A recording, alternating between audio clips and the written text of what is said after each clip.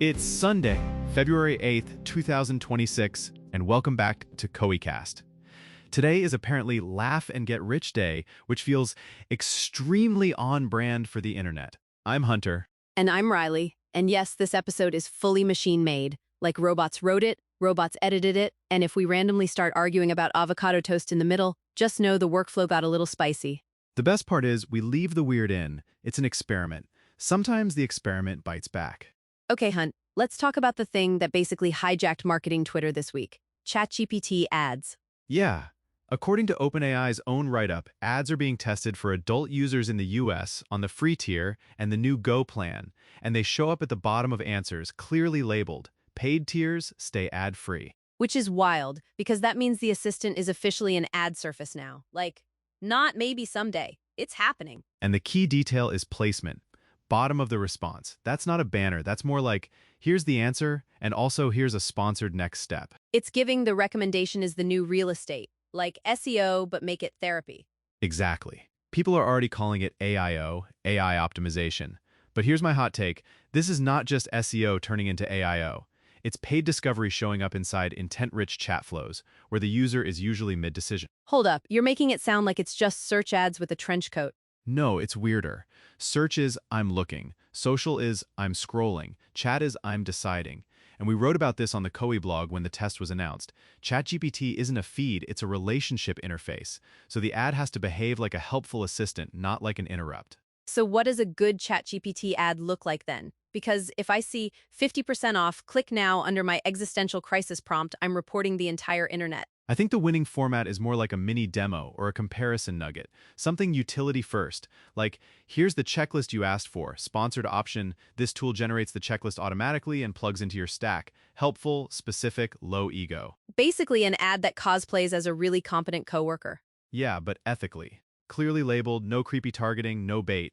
I'm still skeptical. Because marketers will do what marketers do. They'll try to jailbreak the vibe. Totally. But OpenAI is saying ads don't influence the model's answers, and conversations aren't shared with or sold to advertisers. If they actually hold that line, it becomes a new channel that rewards brands who have structured, proof-backed info, not just loud copy. Which brings me to attribution. How are we measuring this? Because this isn't a normal click path. It's like the ad is a suggestion inside a conversation. That's influencer marketing energy. Trust me, bro, but with dashboards. It's going to be messy at first. You'll probably get basics like clicks and conversions, sure, but the real KPI is going to be inclusion and acceptance behavior. Did your brand get suggested? Did users take the next step? Did it reduce time to decision? So not vibes, it's vibes with a spreadsheet. Exactly.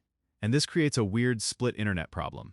If paid tiers stay ad-free, decision makers like founders, execs, agency leads might literally see fewer sponsored placements than the broader market. That is such a cursed thought, like the people with budget are in an ad-free utopia and everyone else is in sponsored reality. Which means brands can't just rely on one surface. You need a plan for organic presence in assistant answers, plus whatever the paid ad unit becomes. Okay, but what's the organic play? If you don't want to pay the toll, how do you earn the recommendation slot? You build assistant-friendly truth. Clean product facts, clear policies, real proof, tight positioning. If your site is a chaotic brochure, the assistant can't safely recommend you.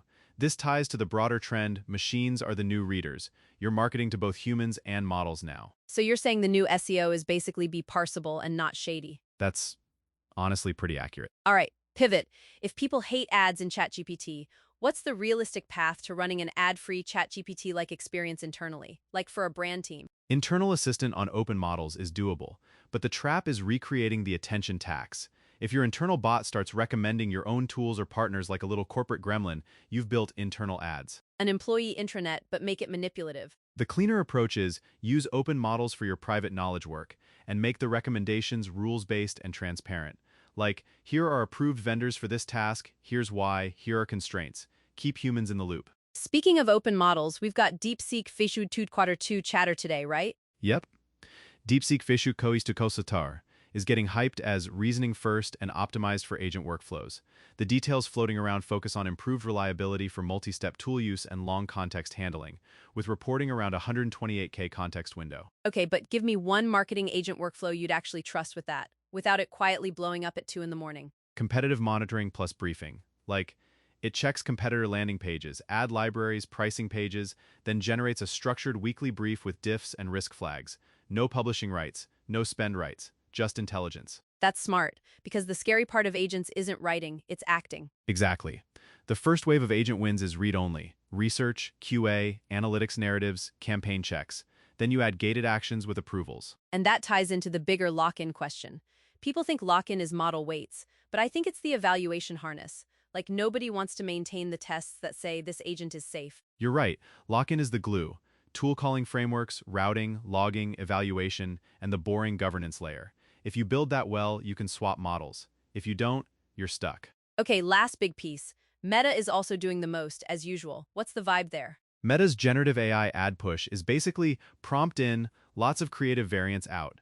And under the hood, Meta's talked about Andromeda as part of the ads system, and Lattice as a framework aimed at improving efficiency and performance at scale in ads ranking and recommendations. The practical effect is platforms rewarding creative volume and rapid iteration. So targeting is commoditized, and the only lever left is make more stuff faster. Pretty much. But that creates a new bottleneck. Let me guess. Legal. Legal, brand governance, and human taste. If you can generate endless variants, the problem becomes deciding what not to ship. And then there's that dynamic message rewriting idea floating around. If the platform rewrites your ad, where's the line between optimization and bait and switch? Yeah, like who's accountable when the system turns your calm brand into unhinged clickbait? The brand is still accountable, which means teams need pre-approved message components, guardrails, and monitoring. Humans set intent, machines do variations, humans approve the lanes. This week kind of rhymes, though. ChatGPT adds ads inside answers. Meta automates creative and optimization loops. DeepSeek pushes agent reliability. It's all the same story. The interface where decisions happen is becoming programmable. And monetized. And chaotic. But also kind of magical, if you build responsibly. All right, laugh and get rich day closing thoughts. If you want to laugh and also maybe get rich, don't chase hype. Build systems, build truth packs, build evaluation, then let the machines sprint. That's it. Thanks for hanging with us on CoeCast. Subscribe if you want more creator and marketer-focused AI workflow chaos. And go check out coe.com/resources for AI news and updates. Go laugh, go get rich, or at least automate something annoying today. Catch you next time.